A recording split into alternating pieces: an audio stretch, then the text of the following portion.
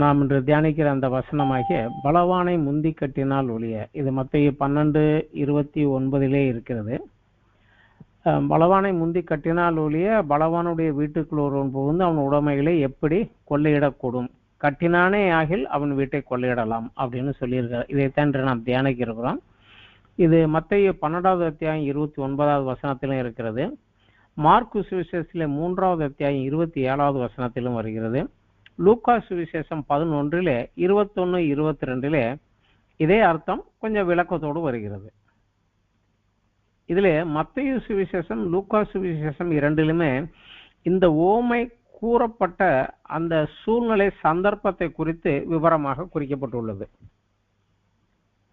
மத்தேயு 12வது அத்தியாயம் 22 24வது வசனத்திலும், லூக்கா சுவிசேஷத்திலே 11வது அத்தியாயம் 14 15 வசனங்களிலும் இது கூறப்பட்டவனுடைய பின்னணி என்ன அப்படின்னு அதுல விளக்கமாக கொடுக்கப்பட்டிருக்கிறது. நாம மத்தேயுவிலிருந்து நாம் வாசிக்கலாம்.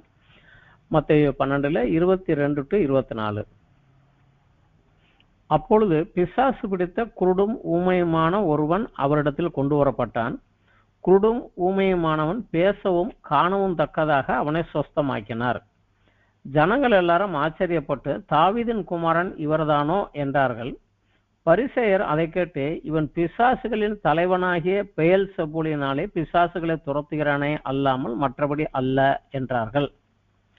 இந்த சந்தர்ப்பத்தில் தான் இயேசு கிறிஸ்து அவர்களுக்கு பதில் சொல்லுகிறார். 25வது வசனத்திலிருந்து நாம் 29 வரைக்கும் ஒரு பதிலை சொல்லி 37வது வசனம் வரைக்கும் அந்த பதில் வருகிறது. இதுல மத்தேயு சுவிசேஷத்துல குருடும் ஊமையுமான பிசாசு பிடித்த ஒருவன் என்று இருக்கிறது. ஆனா லூக்கா சுவிசேஷத்துல பார்க்கிற போது பிசாசு பிடித்த ஊமையான ஒருவன் என்று சொல்லி இருக்கிறார். கொஞ்சம் அதுல கொஞ்சம் வித்தியாசம் இருக்குது, அவ்வளவுதான். ஆனா இவங்க சொன்ன இந்த வார்த்தைக்கு இயேசு கிறிஸ்து என்ன பதில் சொன்னார்? அவங்க சொன்ன கம்ப்ளைண்ட் என்னன்னா, இவர் பிசாசின் பிடியிலிருந்து ஒரு மனிதனை விடுவித்து குணமாக்கினார். அது கடவுளுடைய வல்லமையினால் அல்ல, பிசாசுகளின் தலைவனாகிய பெயல்செபூல் அப்படின்னா சாத்தான். சாத்தானுடைய வல்லமையினாலும் சாத்தானுடைய அதிகாரத்தை உபயோகப்படுத்தி தான் இவர் இந்த காரியத்தை செய்கிறார் என்று அவருக்கு விரோதமாக ஒரு குற்றம் சாட்டுகிறார்கள். அப்பொழுது இயேசு கிறிஸ்து அவங்களுக்கு ஒரு பதில் சொல்லுகிறார். அது மத்தேயு 12 25 29 வரைக்கும் நம்ம அதை வாசிக்கலாம். இயேசு அவர்கள் சிந்தனையில இருந்து அவர்கள் நோக்கி, தனக்குத்தானே விரோதமாய் பிரிந்திருக்கிற எந்த ராஜ்யமும் பாழாய் போகும், தனக்குத்தானே விரோதமாய் பிரிக்கிற எந்த பட்டணமும் எந்த வீடும் நிலை நிற்க மாட்டாது.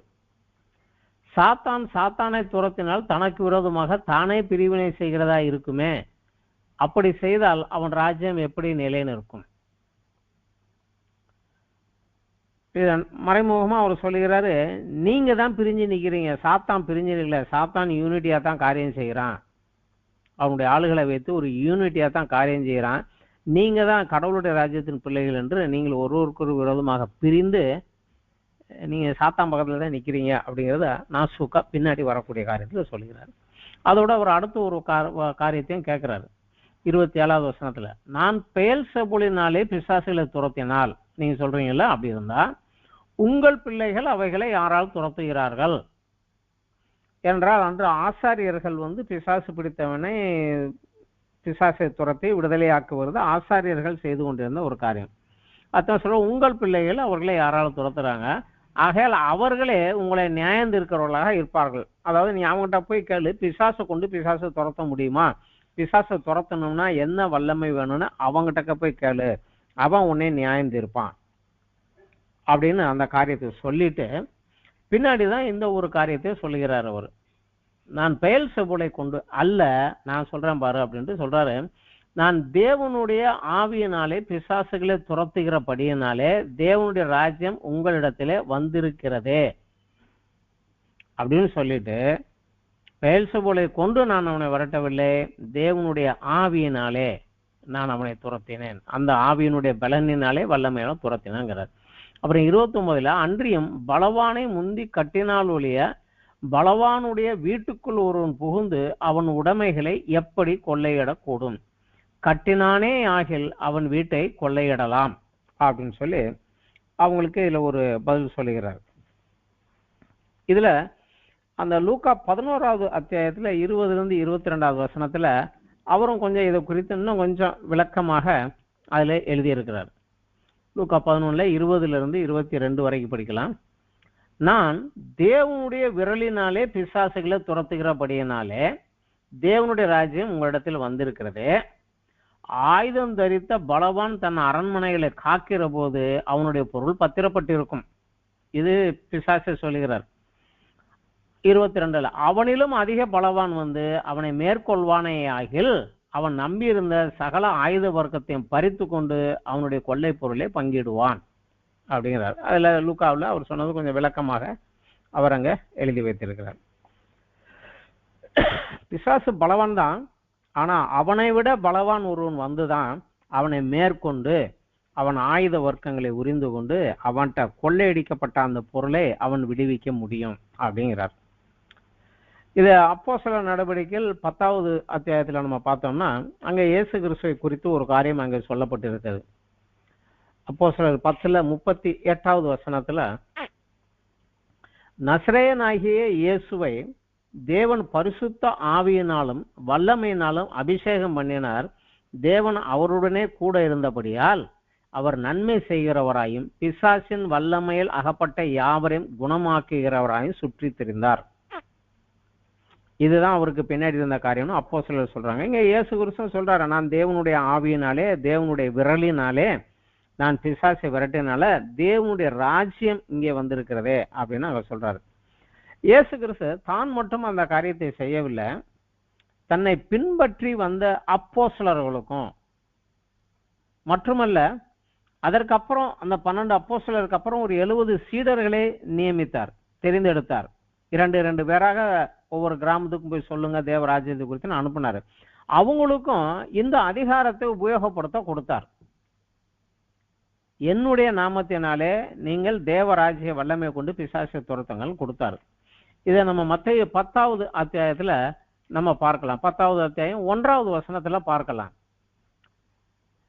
அப்பொழுது அவர் தம்முடைய 12 சீசர்களை தம்மிடத்தில் வரவழைத்து அசுத்த ஆவிகளை துரத்தவும் சகல வியாதிகளையும் சகல நோய்களையும் நீக்கவும் அவர்களுக்கு அதிகாரம் கொடுத்தார். 12 சீசர்களை செலக்ட் பண்ணி அவங்க அப்போஸ்தலர் என்று பேர் வைக்கிற போதே அவங்களுக்கு இந்த அதிகாரத்தை கொடுத்தார். அதே போல லூக்கா சுவிசேஷம் 10வது அத்தியாயத்துல நம்ம பார்த்தா அங்கேயும் இந்த ஒரு காரியம் வந்து சொல்லப்படுகிறது.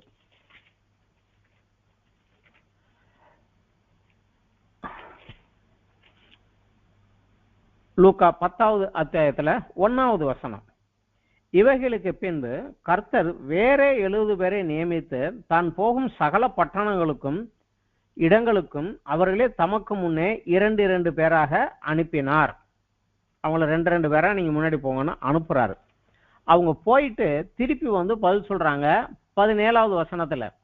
பின்பு அந்த 70 பேரும் சந்தோஷத்தோட திரும்பி வந்து, ஆண்டவரே உம்முடைய நாமத்தினாலே பிசாசுகளும் எங்களுக்கு கீழ்ப்படுகிறது என்றார்கள். அவரை நோக்கி, சாத்தான் மின்னலை போல வானத்திலிருந்து விழுகிறதை கண்டேன். இதோ சர்ப்பங்களையும் தேள்களையும் மிதிக்கவும் சத்துருவனுடைய சகல வல்லமைகளையும் மேற்கொள்ளவும் உங்களுக்கு அதிகாரம் கொடுக்கிறேன், ஒன்று உங்களை சேதப்படுத்தாது.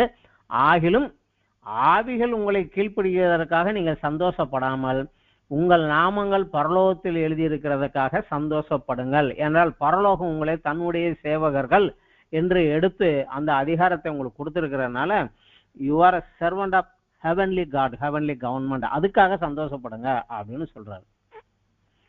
இது அவர்களுக்கு அன்றைக்கு கொடுத்தது அந்த காரியம் மட்டுமல்ல, இன்றைக்கும் இயேசு கிறிஸ்து அவரை விசுவாசிக்கின்ற நமக்கும் இந்த ஒரு அதிகாரத்தை கொடுத்திருக்கிறார்.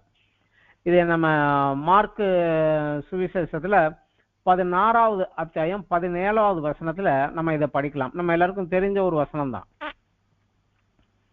விசுவாசிக்கிறவர்களால் நடக்கும் அடையாளங்களான என் நாமத்தினாலே பிசாசுகளை துரத்துவார்கள், நவமான பாஷைகளை பேசுவார்கள் அப்படிங்கிறார்.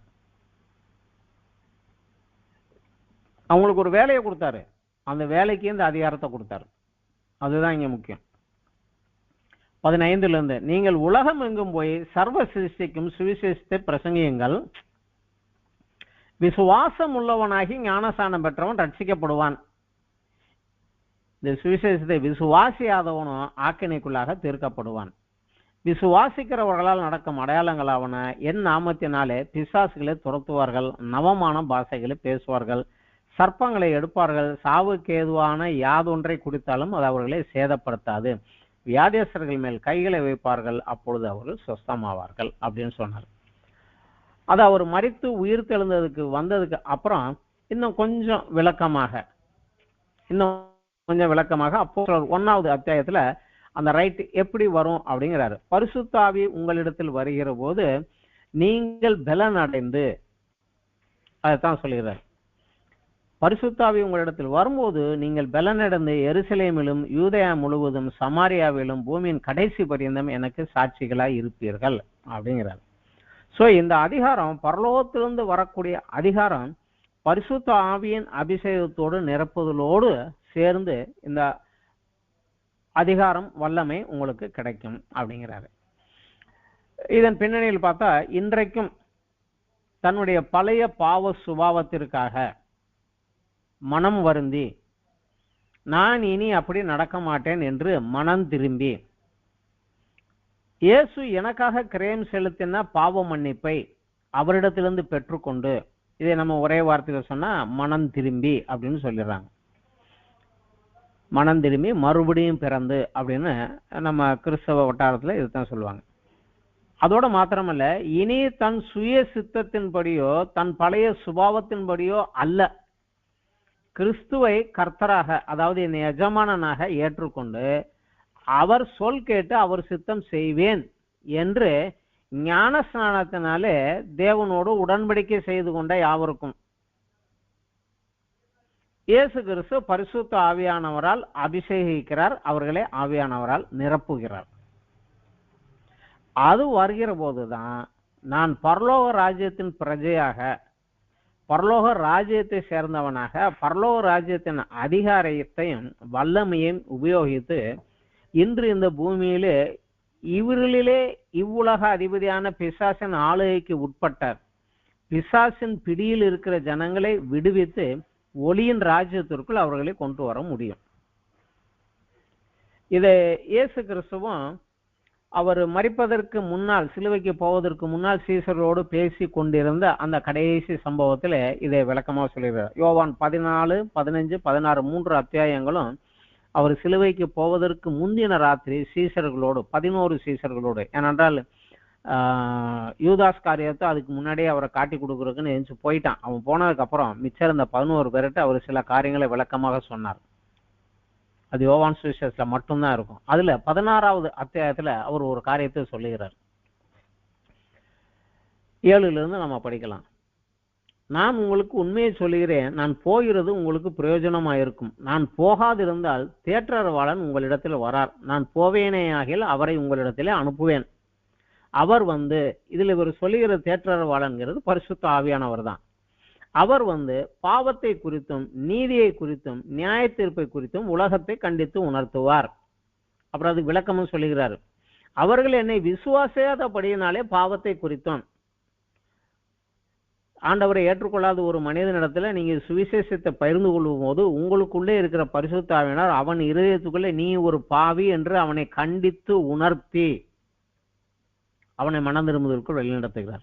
2வது 10வது வசனம், நீங்கள் இனி என்னை காணாதபடிக்கு நான் என் பிதாவினிடத்தில் போகிறபடினால நீதியை குறித்தும், இதுவரைக்கும் நான் உங்க கூட இருந்தேன், இதை செய்யுங்க இதை செய்யாதீங்கன்னு சொல்லிட்டே வந்தேன், இப்ப நான் பிதா கிட்ட போயிட்டேன், இப்போ உங்களுக்கு எது நீதி எது செய்யலாம் செய்யக்கூடாதுன்னு தெரியறதுக்காக என் சார்பாக அவர் வந்து உங்களுக்கு உள்ளே இருந்து இதுதான் நீதி, இப்படி செய் என்று உங்களுக்கு நீதியை குறித்து சொல்லுவார். அடுத்ததுதான் முக்கியம். இந்த உலகத்தின் அதிபதி நியாயந்தீர்க்கப்பட்டதனாலே நியாய தீர்ப்பு குறித்தும் கண்டித்து உணர்த்துவார். யார? இந்த உலகத்தின் அதிபதியை. இந்த உலகத்தின் அதிபதியாக பிசாச, எப்போ உன் கண்ட்ரோல் இருந்ததெல்லாம் மாறி போச்சு, இப்ப அதிகாரம் வல்லமையெல்லாம் இயேசு கிறிஸ்து கைக்கு மாறி போயிருச்சு, இப்ப அவர் தான் இந்த உலகத்தினுடைய அதிபதி, என்னால அவர் சார்பாக வந்து நிக்கிற அவர் பிரஜைக்கு விரோதமா நீ நிக்க கூடாது, நின்றாயானால் நீ இப்பொழுதே நரகத்துக்கு போக வேண்டி இருக்கும், உனக்கு நியாய தீர்ப்பு இப்பொழுதே என்று அவனை கண்டித்து அவனை அங்கிருந்து விரட்டுவார். இதைத்தான் பரிசுத்த ஆவியானவர் வருவதால் நடைபெறக்கூடிய 3 முக்கிய காரியங்களில் இந்த ஒரு காரியத்தை சொல்லுகிறார். இந்த இயேசு கிறிஸ்துவினாலே ஒருவன் பரிசுத்த ஆவியானவராலே ஒருத்தன் நிரப்பப்பட்டதுக்கு பிறகு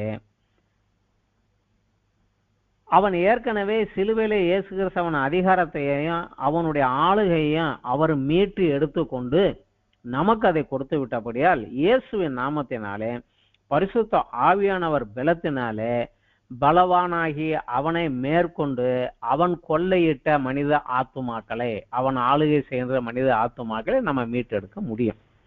இதுதான் அதுக்கு பின்னாடி உள்ளது. பலவானை முந்தி கட்டினால் ஒழிய, அவனை விட பலவான் வந்தால் அவனை மேற்கொண்டு அவன் சகல ஆயுதங்களையும் உரிந்து கொண்டு அவன் கொள்ளை பொருளை விடுவிக்க முடியும் அப்படிங்கிறது இதுலதான். இதுல இன்னைக்கு நாம முக்கியமாக தியானிக்க இருக்கக்கூடிய இன்னொரு காரியம் என்ன, பலவானை முந்தி கட்டினால் ஒழிய அப்படிங்கிறத இதை ஆரம்பிக்கிறாரு. அவனை முந்தி நீ கட்டலைன்னா நீ அவனை மேற்கொள்ள முடியாது. அதுதான் இங்கே விஷயம். அப்போஸ்தலர்கள் சுவிசேஷத்தை பிரசங்கிக்கிற காலத்துல, எபேசு பட்டணத்துல பவுல் போய் பிரசங்கிக்கிற காலத்துல ஒரு சம்பவம் நடந்தது. அங்க பிசாசு பிடித்து ஒருவனை குணமாக்குவதற்கு ஒரு 7 பேர் போனாங்க. அவங்க ஏன் போனாங்க அப்படின்னா, இதுல அப்போஸ்தலர் 19வது அத்தியாயத்துல 10லேருந்து 12 வரைக்கும் 3 வசனங்கள் படிக்கலாம். அப்போஸ்தலனாகிய பவுல் எபேசுவில் இருந்தாரு. 2 வருஷ காலம் இப்படி நடந்ததினாலே ஆசியாவில் குடியிருந்த யூதரும் கிரேக்கருமாகிய எல்லாரும் கர்த்தராகிய இயேசுவின் வசனத்தை கேட்டார்கள். பவுலின் கைகளினாலே தேவன் விசேஷித்த அற்புதங்களை செய்தருளினார். அவனுடைய சரீரத்திலிருந்து ருமால்களையும் கச்சைகளையும் கொண்டு வந்து வியாதியஸ்தர்கள் மேல் போட வியாதிகள் அவர்களை விட்டு நீங்கி போயின, பொல்லாத ஆவிகளும் அவர்களை விட்டு புறப்பட்டன. பவுலை கூட்டிட்டு வர முடியலன்னா அவன் வச்சிருந்த கர்ச்சிப்பு, அவன் இடுப்புல கட்டியிருந்த பெல்ட்டு, இதை அவன் துணியை எடுத்துக்கொண்டு போய் வியாதேசம் மேல போட்டானா கூட அவன் சுகமானானா, பேய் பிடித்தவன் மேல போடுகிற போது பிசாசு அவர்கள் விட்டு நீங்கி ஓடி போச்சு. இந்த சம்பவம் வந்து எபேசுல நடந்தது. இதே நேரத்துல இன்னொரு காரியம் நடக்குது. 14லேருந்து நம்ம படிக்கலாம். அப்பொழுது தேசாந்திரிகளாக திரிகிற மந்திரவாதிகளாகிய யூதரில் சிலர், தேசமா சுத்திக்கிட்டு இருக்கிற மந்திர வித்தை, ஏன்னா எபேசு மந்திர வித்தைக்கு பேர் பெற்ற ஊர்.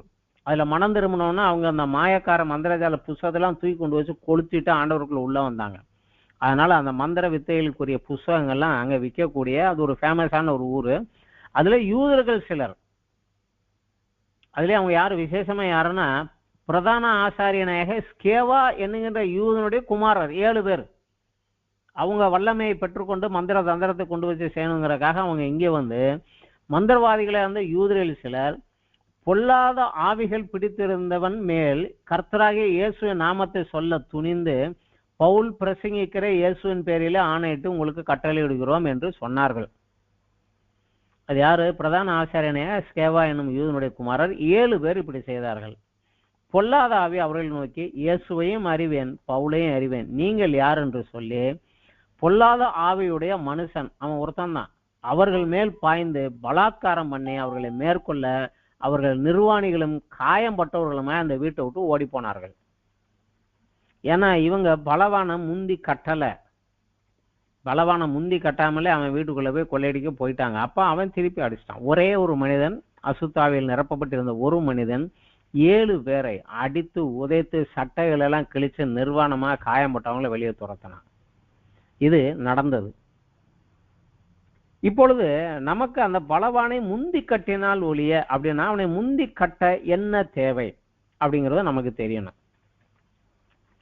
இன்றைக்கும் கூட தேவ ஜனங்கள் அநேகர் பிசாசு பிடித்தவனை விடுவிக்கிறதுல விருப்பம் இல்லாமலும், அது யாராவது ஸ்பெஷல் ஊழியக்காரங்க வந்து செய்யட்டும் அப்படின்னு சொல்லிட்டும் அது கண்டுக்காமலும் அதுக்குன்னு முயற்சி எடுக்காமலும் இருப்பதனுடைய காரணம் என்ன அப்படிங்கிறது இதுக்கு பின்னாடி இருக்குது.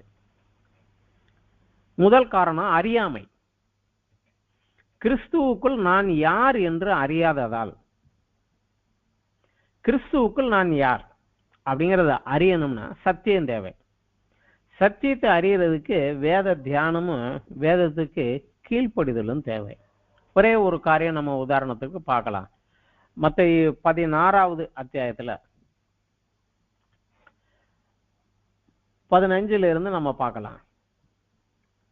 அப்பொழுது இயேசு, நீங்கள் என்னை யார் என்று சொல்கிறீர்கள் என்று கேட்டார் அவருடைய சீசர்கள்கிட்ட. சீமான் பேதுரு பிரதியுத்தரமாக, நீர் ஜீவனுள்ள தேவனுடைய குமாரனாகிய கிறிஸ்து என்றான். இயேசு அவனை நோக்கி, யோனாவின் குமாரனாகிய சீமோனே, நீ பாக்கியவான், மாம்சமும் ரத்தம் இதை உனக்கு வெளிப்படுத்தவில்லை, பரலோகத்தில் என் பிதா இதை உனக்கு வெளிப்படுத்தினார் அப்படின்னு சொல்லிட்டு தான், மேலும் நான் உனக்கு சொல்கிறேன், நீ பேதுருவாய் இருக்கிறாய், இந்த கல்லின் மேல், இந்த கல்லுங்கிறது இவன் சொன்ன அந்த அறிக்கை, அந்த சத்தியம், ஜீவனுள்ள தேவனுடைய குமாரனாகிய கிறிஸ்து என்கிற இந்த கல்லின் மேல் என் சபையை கட்டுவேன், பாதாளத்தின் வாசல்கள் அதை மேற்கொள்வதில்லை. அப்பவே சொல்லிட்டாரு. சொல்லிட்டு தான் இவனுக்கு பரலோக ராஜ்யத்தினுடைய அதிகாரத்தை கொடுக்கிறாரு. பரலோக ராஜ்யத்தின் திறவுகோள்களை நான் உனக்கு தருவேன். பூலோகத்தில் கட்டுகிறது எதுவோ அது பரலோகத்திலும் கட்டப்படும், பூலோகத்தில் கட்டவிழ்ப்பது எதுவோ அது பரலோகத்திலும் கட்டவிழ்க்கப்படும். இது அந்த காலத்துல சொன்ன ஒரு வழக்க சொல்லு. அவருடையதெல்லாம் உன்னுடையது, உன்னுடையதெல்லாம் அவருடையது அப்படிங்கிறது போல அந்த முழு அதிகாரத்தையும் உபயோகப்படுத்தி கட்டவும் கட்ட அவிழ்க்கவும் உனக்கு இங்க ரைட்டு கொடுக்குறோம் அப்படிங்கிறது தான் இதுக்கு அர்த்தம். ஸோ இந்த பரலோக ராஜ்யத்தினுடைய வல்லமை உபயோகப்படுத்தக்கூடிய அந்த வல்லமை பெறுவதற்கு முதலிலே அவனுக்கு தேவை நீர் ஜீவனுள்ள தேவனுடைய குமாரனாகிய கிறிஸ்து. அந்த சத்தியம் தெரிஞ்சிருச்சுன்னா அவர் யார்? வார்த்தையினாலே வானத்தையும் பூமியும் படைத்தவர். ஸோ இந்த பிசாஸ் எல்லாம் அவருக்கு கீழே தான், அவருக்கு வேலைக்காரனா ஒரு காலத்துல இருந்து அவரால் விரட்டப்பட்டு போனவன், அவனையும் கூட சிருஷ்டித்தவர் அவர் தான். ஸோ அந்த ஒரு சத்தியம் தெரிந்து அவர் யார் அப்படின்னு தெரியணும். இதுக்கு சத்தியம் தெரியணும். சத்தியத்தை நான் நல்லா புரிஞ்சுக்கணும் அப்படின்னா எனக்கு என் வாழ்க்கையில் அனுபவமா வரணும்னா இதுல சொல்லப்பட்ட கட்டளைகளுக்கு கீழ்ப்படிய தான் அது சத்தியம் எனக்குள்ள ஊறி ஏறி போகும். இது ஒரு காரியம். ரெண்டாவது ஒரு காரியம் விசுவாசம். நம்மில் அநேகருக்கு தேவனுடைய வல்லமையின் மேலுள்ள விசுவாசத்தை காட்டிலும் பிசாசின் மேலுள்ள பயம் அதிகம். தேவன் வல்லமை உள்ளவர் தான், நான் ஏதாவது செஞ்சுட்டேன்னா பிசாசு என் மேல கோபமா என்னை அடிச்சிருச்சுன்னா என்ன செய்ய அப்படிங்கிற ஒரு பயம்தான். அந்த பயத்துக்கு பேரு அவிசுவாசம் தான். அந்த பயம், பிசாசுக்கு பயப்படுகின்ற அந்த பயம் என் விசுவாசத்தின் பலனை உறிஞ்சி என்னை அற்ப விசுவாசியாக்கி விடுகிறது. இதை நம்ம பார்க்கலாம். நீரேயானால் ஜலத்தின் மேல் நடந்து வர கட்டளையிடும் பேதுரு சொன்னாரு. இயேசு கிறிஸ்து வா அப்படின்னாரு, நடந்து போனாரு. ஆனா காற்றையும் கடலையும் பார்த்து பயம் வந்தோன்னா அமிழ்ந்து போக தொடங்கி விட்டாரு. இயேசுவே என்னை ரட்சியும்னு கத்துனாரு. இயேசு கையை பிடித்தவங்களே ஏன்டா அல்ப விசுவாசி சந்தேகப்பட்டாயின்னு கேட்டாரு. அந்த பயம், பிசாசின் மேல் உள்ள பயம் நம்முடைய விசுவாசத்தை குறைய பண்ணிரும், விசுவாசத்துடைய பலனை உறிஞ்சிரும். அப்புறம் அந்த விசுவாசம் உபயோகப்படுத்த முடியாமல் போயிடும். இது ரெண்டாவது ஒரு காரணம். ஆனா அந்த விசுவாசம் வளர்வதற்கு என்ன செய்யணும்? நமக்கு தெரியும், விசுவாசம் கேள்வியினாலும் கேள்வி தேவனுடைய வசனத்தினாலும் வரும். தேவனுடைய வசனத்தை கிரமமாக தியானிப்பதிலும் அதுல சொல்லப்பட்ட கட்டளைகளுக்கு கீழ்ப்படிந்து கொண்டே போகிற போது என் விசுவாசம் வளரும். அது மாத்திரமல்ல, அந்த ஆவியின் பலனினாலே நான் பெற்ற பரிசுத்த ஆவியின் பலனில் வல்லமையிலே ஆவியால் நிரப்பப்பட்டுட்டேன். பட் அந்த வல்லமை எனக்குள் வெளிப்பட வேண்டும் என்றால், என் சுயத்தையும் என் மாம்சத்தையும் ஆளுகைக்கு கீழாக கொண்டு வந்து வெளிப்பட வேண்டும் என்றால் எனக்கு உபவாசமும் ஜெபமும் தேவை. இதை நம்ம மத்தேயு 17வது அத்தியாயத்துல பார்க்கலாம். ஒரு பிசாசு பிடித்தவனை கொண்டு வந்தாங்க. இயேசுவின் சீசர்களால் அதை விரட்ட முடியல. அப்பொழுது இயேசு அந்த பிசாசை அதட்டினார். அதை அவனை விட்டுட்டு போயிருச்சு. இது மத்தேயு 17வது அத்தியாயத்துல 19ல இருந்து 21 வரைக்கும் படிக்கலாம். அப்பொழுது சீசர்கள் இயேசுவிடத்தில் தனித்து அதை துரத்தி விட எங்களால் ஏன் கூடாமல் போயிற்று? நீர் எங்களுக்கு ஏற்கனவே அதிகாரம் கொடுத்துருந்தீர்ல, நாங்க அந்த அதிகாரத்தை யூஸ் பண்ணல, போனோம்ல, அது ஏன் போல அப்படின்னு கேக்குறாங்க. அப்போது ஏன் சொல்றாரு, உங்கள் அவிசுவாசத்தினால்தான். கடுகு விதையில விசுவாசம் உங்களுக்கு இருந்தா கூட நீங்க இந்த மலையை பார்த்து இவனை விட்டு போன்னு சொல்ல போகும். உங்களால் கூடாத காரியம் ஒன்றும் இராது என்று மெய்யாகவே உங்களுக்கு சொல்லுகிறேன் அப்படின்னு சொல்லிட்டு தான் அடுத்த வார்த்தை சொல்றாரு. இந்த ஜாதி பிசாசு ஜபத்தினாலும் உபவாசத்தினாலுமே என்று மற்ற விதத்திலும் புறப்பட்டு போகாது என்றார். ஸோ இந்த ஜாதி பிசாசு அப்படிங்கிறதுக்கு ஒரு அர்த்தம் என்னன்னா, இந்த ரேங்க்ல உள்ள பிசாசுன்னு வச்சுக்கலாம். மிலிட்ரியில சாதாரண சோல்ஜர் இருப்பாங்க, அதுக்கு மேல உள்ள அதிகாரி, அதுக்கு மேல உள்ள அதிகாரி, அதுக்கு மேல உள்ள அதிகாரி, கமாண்டர் சீப்னு மேல மேல இருப்பாங்க. பட் இந்த பிசாசு அதிகாரத்துல கூடுன லெவல்ல இருக்குது. இது லோக்கல் கிடையாது, இது அதிகாரத்துல கூடுனது இருக்கு. இது வல்லமையிலும் பலத்திலும் பெருசு. இதை விரட்ட வேண்டும் என்றால் நீ உன் வல்லமையை அதிகரித்து இருந்திருக்க வேண்டும். அந்த வல்லமையை அதிகரிப்பதற்கு உனக்கு ஜபமும் உபவாசமும் தேவை. நம்ம ஏற்கனவே ஸ்கூல் ஆஃப் ஒர்க்கர்ல உபவாசம் ஏன் அப்படிங்கிறத படித்திருக்கிறோம். அது என்னுடைய சுயத்தை மேற்கொள்வதற்கும் என் உள்ளான மனிதனிலே ஆவியானவருடைய வல்லமை பெருகுவதற்கும். அது வேதம் சொல்லுகிறபடி நம்ம உபவாசம் ஜபம் பண்ணுகிற போது என் உள்ளான மனிதன் வல்லமையில பெருக முடியும். அதுலயும் வளரணும். அதுக்கு நம்ம ட்ரைனிங் வேணும். அடுத்தபடியாக மூன்றாவது, இதுதான் முக்கியமானது. இந்த அறியாமை விசுவாசத்தை காட்டிலும் மூன்றாவது பாயிண்ட் தான் கொஞ்சம் முக்கியமான பாயிண்ட். என் வாழ்க்கையிலே நான் ரட்சிக்கப்பட்டிருக்கலாம், அபிஷேகம் பெற்றிருக்கலாம், வரங்கள் என்னில் கூட செயல்பட்டு கொண்டிருக்கலாம். இதுல ஒரு காரியம் நம்ம தெரிஞ்சுக்கணும். பிசாசை விரட்டுவது ஆவியின் வரங்களில் ஒன்று அல்ல. பிசாசை விரட்டுவது ஆவியானவருடைய வல்லமையினால தேவன் எனக்கு கொடுத்த அதிகாரம். இது எல்லாருக்குமே உண்டு. இது விசேஷ வரத்துல வராது. அது அதனால வரம் கூட என்கிட்ட இருக்கலாம், நான் போய்கிட்டு இருக்கலாம். ஆனாலும் என் வாழ்க்கையில பர்சனல் லைஃப்ல இன்னும் தேவனுக்கு பிரியமில்லாத ஒரு காரியமோ இச்சைகளோ என்னிலே இருந்தால் அதை கொண்டு பிசாசு என் ஜீவியத்துக்கு உள்ளே என்னை பலனற்றவனாக்கி அந்த ஒரு இச்சையை கொண்டு என் ஜீவியத்தினுடைய ஒரு பகுதியை அவன் தன் ஆளுகைக்குள்ளாக வைத்துக் கொள்ள முடியும். அந்த ஒன்னின் மூலமாகவே எனக்குள்ளே ஊடுருவி என் முழுமையை அவன் கரைப்படுத்தி பரிசுத்த குலைச்சலாக்கி தேவனுடைய கிருபையை விட்டு என்னை வெளியேற்ற அவன் முயற்சித்து கொண்டே இருப்பான். இது அவனுடைய தந்திரங்களிலே ஒன்று. இயேசு கிறிஸ்து நம்ம கொடுத்த 2 கட்டளைகள் நமக்கு நன்றாகவே தெரியும். மார்க்கு சுவிசேஷத்துல 12வது அத்தியாயத்துல 29, 31 வசனங்களிலே நம்ம அதை பார்க்கலாம். மார்க்கு 12ல இயேசு பிரதித்திரமாக ஒரு கேள்வி கேட்ட ஒரு மனிதன் வேதபாரகன் சொல்லுகிறார், கற்பனையில் பிரதான கற்பனை எதுவென்றால், இஸ்ரவேலே கேள், நம்முடைய தேவனாகிய கர்த்தர் ஒருவரே, உன் தேவனாகிய கர்த்தரிடத்தில் உன் முழு இருதயத்தோடும் உன் முழு ஆத்மாவோடும் உன் முழு மனதோடும் உன் முழு பலத்தோடும் அன்பு கூறுவாயாக என்பதே பிரதான கற்பனை. இதற்கு ஒப்பாய் இருக்கிற 2ஆம் கற்பனை என்னவென்றால், உன்னிடத்தில் நீ அன்பு கூறுவது போல பிறனிடத்தில் அன்பு கூறுவாயாக. இவைகளிலும் பெரிய கற்பனை வேறொன்றும் இல்லை என்றார். உண்மையிலே இது முதலாவது கற்பனை 2வது கற்பனை அப்படிங்கிற அர்த்தத்துல இது வராது. இதற்கு ஒப்பாய் இருக்கிறது அப்படிங்கிறார். அப்படின்னா இந்த நாணயத்துக்கு இது ஒரு பக்கம், இது ஒரு பக்கம், அது 2 சேர்ந்துதான் ஒரே ஒரு கற்பனை தான். இதுல அவர் ஃபர்ஸ்ட் சொல்றதே உன் முழு ஆத்மாவோடும் முழு மனதோடும் முழு பலத்தோடும் நீ தேவனிலே அன்பு கூற வேண்டும். எல்லாத்திலையும் முழுசுதான் வேணும். இதுல தேவனுக்கு 90% 80% கொடுக்குறேன், எனக்கு ஒரு 10 வச்சுக்கிறேன், பிசாசுக்கு ஒரு 10 வச்சுக்கிறேன்னு அது பெர்சன்டேஜ் எல்லாம் போட்டெல்லாம் கொடுக்க முடியாது.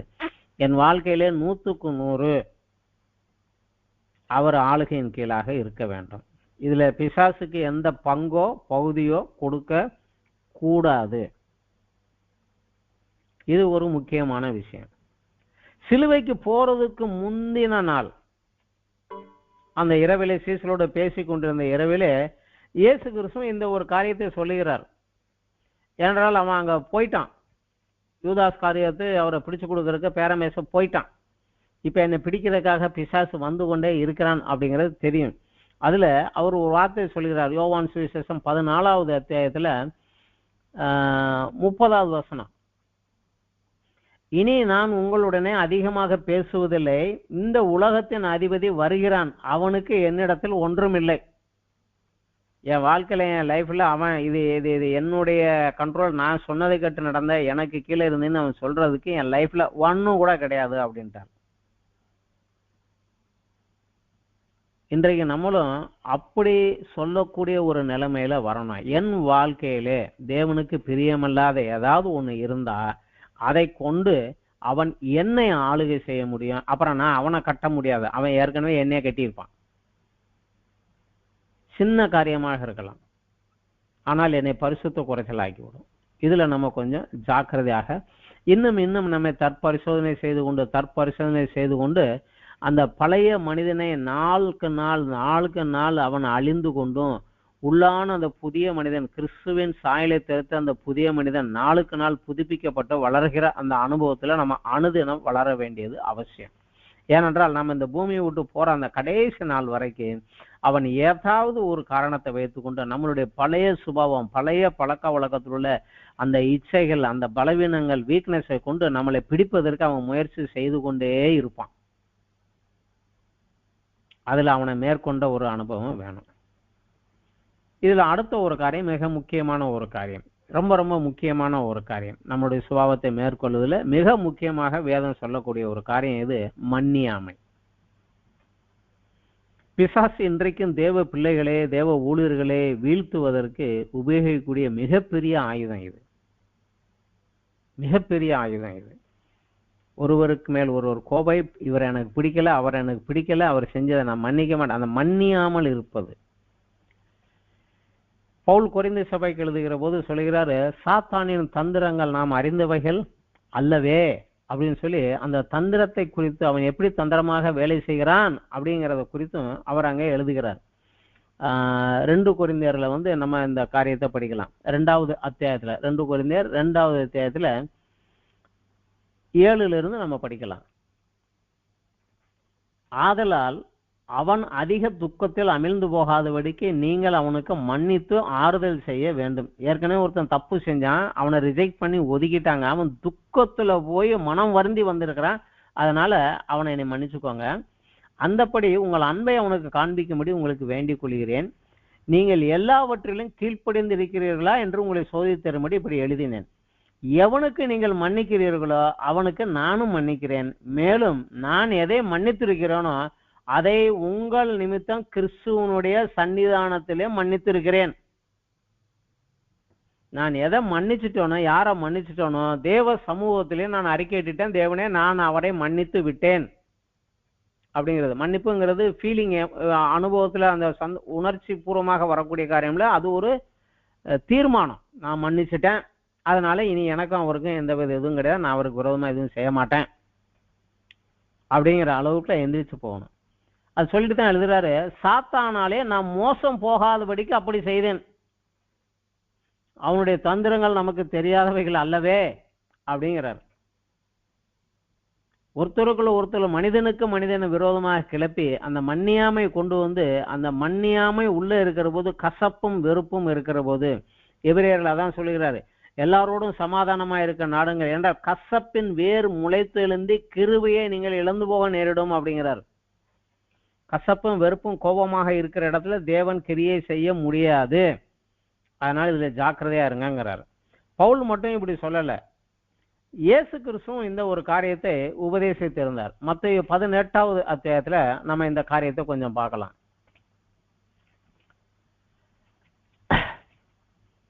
மத்தேயு 18வது அத்தியாயம் 14ல இருந்தே நம்ம ஒரு இதை பார்க்கலாம். 14வது அத்தியாயத்துல இருந்து இந்த சகோதரர்களுக்குள்ள பிரச்சனைகள் வருகிற போது, ஒருத்தருக்கு ஒருத்தர் விரோதமான காரியம் வராது, அதை எப்படி சரி செய்யணுங்கிற ஒரு ஆலோசனை கொடுக்கிறார். அதுல இவர் சொல்லுகிறார், இந்த மாதிரி சொல்லுகிறாரு 14வது வசனத்துல இருந்து, இவ்விதமாக இந்த சிறியரில் ஒருவனாயிலும் கெட்டு போவது பரலோகத்தில் இருக்கிற உங்கள் பிதாவின் சித்தம் அல்ல. உன் சகோதரன் உனக்கு விரோதமாக குற்றம் செய்தால் அவனிடத்தில் போய் நீயும் அவனும் தனித்து இருக்கையில் அவன் குற்றத்தை அவனுக்கு உணர்த்து. அவன் உனக்கு செவி கொடுத்தால் உன் சகோதரனை ஆதாயப்படுத்தி கொண்டாய். அவன் செவி கொடாமற் போனால் 2-3 சாட்சிகளுடைய வாக்கினாலே சங்கதிகள் எல்லாம் நிலைவற்படும்படிக்கு 2 உன்னிடம் கூட்டிக் கொண்டு போ. உங்க 2 பேருக்கு நடுவுல மத்தியஸ்தில யாராவது 1-2 பேரை கொண்டு போய் இதுதான் சொல்லி பேசி, அவர் ஒருவேளை உன் சொல்லு கேட்கலனாலும் அவங்க சொல்லியாவது கேட்டவன் சரி வரானான்னு பாரு. அவங்களுக்கு செவி கொடுக்காமல் போனால் அதை சபைக்கு தெரியப்படுத்து. அப்ப சபையின் மூப்பர்கள் அதை டீல் பண்ண வருவாங்க. அந்த சபைக்கும் செவி கொடாது இருப்பானால் அவன் உனக்கு அஞ்ஞானியை போலவும் ஆயக்காரனை போலும் இருப்பானாக. So I know him but no fellowship with him. அவனோட ஐக்கியமும் உறவா கிடையாது, பட் அவனுக்கு தெரியும், அவ்வளவுதான்.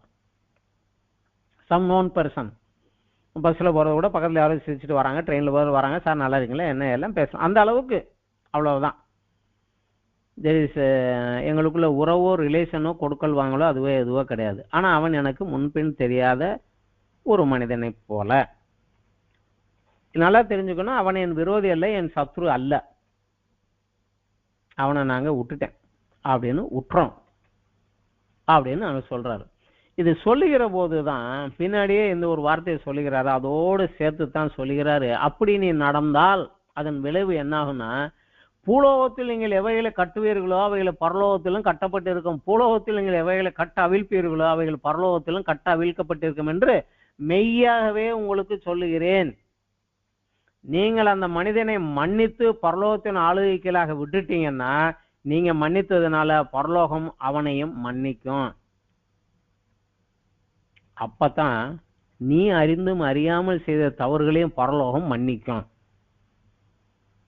எங்கெங்கெல்லாம் இயேசு கிறிஸ்து ஜெபத்தை குறித்து சொல்லி இருக்கிறாரோ, 4 சுவிசேஷம் வாசிக்கிட்டே வாங்க, எங்கெங்கெல்லாம் ஜெபத்தை பற்றி சொல்லுகிறாரோ அதை தொடர்ந்தே வருவாரு.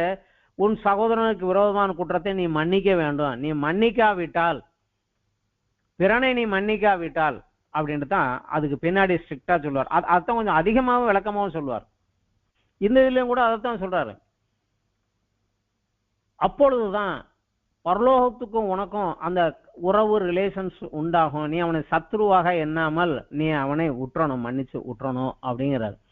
அதுலதான் சொல்லுகிறாரு, அல்லாமலும் உங்களில் 2 பேர் தாங்கள் வேண்டிக் கொள்ள போகிற எந்த காரியத்தை குறித்தாலும் பூமியில் ஒருமனப்பட்டிருந்தால் பரலோகத்தில் இருக்கிற என் பிதாவினால் அது உங்களுக்கு உண்டாகும் என்று உங்களுக்கு சொல்லுகிறேன்.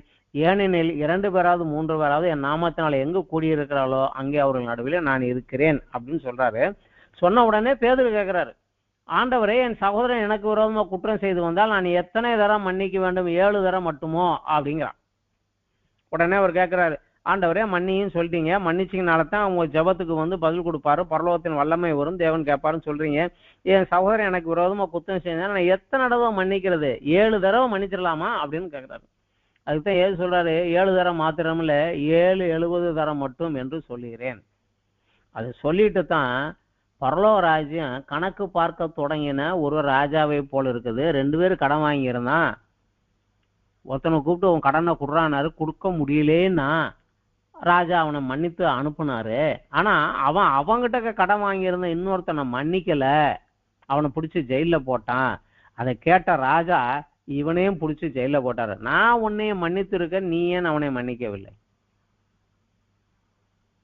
அப்படின்னு அவனை தூக்கி ஜெயில போட்டாரு அப்படிங்கிறத சொல்லிட்டு, நீங்களும் அவனவன் தன் சகோதரன் செய்த தப்பிதங்களை மனப்பூர்வமாய் மன்னியாமற் போனால் என் பரமபிதாவும் உங்களுக்கு இப்படியே செய்வார்.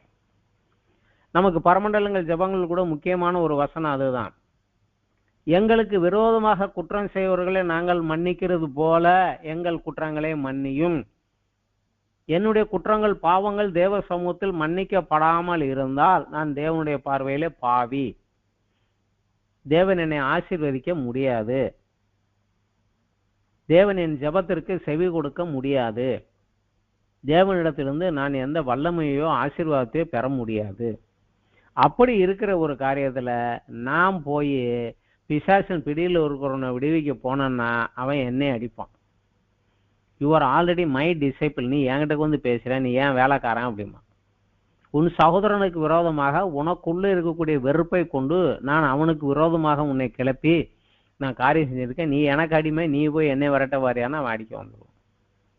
இதுதான் பலவானை முந்தி கட்டினால் ஒழிய அவன் எனக்குள்ள இருக்கக்கூடிய கட்டுக்களை எல்லாம் அறுத்து விட்டு அவனுக்கு மேல் என்ன அதிகாரத்தை நான் வளர்த்து கொண்டால் ஒழிய அவனை நான் கட்டி போட்டுட்டு அவன் வீட்டில் இருக்கிறது கொள்ளையடிக்க முடியாது. இதுல இன்னும் ஒரு சில காரியங்களை நம்ம தெரிந்து கொள்ளலாம். வேதம் எச்சரிக்குது சில காரியங்களை, இந்த காரியங்கள் எல்லாம் உங்களுக்குள்ள இருந்தா நீங்க தேவனுடைய பார்வையிலே பாவிகள், குற்றவாளிகள் அப்படிங்கிறாரு. இது இது இது எல்லாமே இதுல சொல்லப்பட்ட அந்த லிஸ்ட் எல்லாமே சபைகளுக்கு சொல்லப்பட்டது தான். ரட்சிக்கப்பட்டு இருக்கலாம், ஆனா உன் ரட்சிப்பு பூரணப்பட வேண்டும் என்றால், உன் வாழ்க்கையிலே தேவனுடைய வல்லமையும் பலனும் வெளிப்பட வேண்டும் என்றால் நீ இந்த காரியத்துல ஜாக்கிரதையாயிரு என்று சொல்லுது. அதுல ஒரு காரியம் பார்க்கலாம். ரோமர் 1வது அத்தியாயத்துல 28 32 வசனங்கள் வரைக்கும் தேவன் விரும்பாத காரியங்கள் என்னென்ன அப்படின்னு ஒரு பெரிய லிஸ்டே கொடுக்குது. பவுல் ஒரு லிஸ்டே கொடுக்கிறாரு. அது இப்படியாக ஆரம்பிக்கிறாரு. தேவனை அறியும் அறிவை பற்றி கொண்டிருக்க அவர்களுக்கு மனதில்லாது இருந்தபடியினால் தகாதவைகளை செய்யும்படி தேவன் அவர்களே கேடான சிந்தைக்கு ஒப்பு கொடுத்தார். தேவனை அறிகிற அறிவை, வேதத்தை வாசித்து தியானித்து அவர் சொன்னதற்கு கீழ்ப்படிந்து அவருடைய ஆளுகை கீழாக வர வேண்டும் என்கிற அறிவுக்குள் வருவதற்கு அவர்களுக்கு மனதில்லாது இருந்தபடியினால் தகாதவையும் செய்யும்படி தேவன் அவர்களே கேடான சிந்தைக்கு விட்டுட்டாரு. ஏன்னா கேடான சிந்தைகள் வருகிற போது அவர் தான் தடுக்கணும்.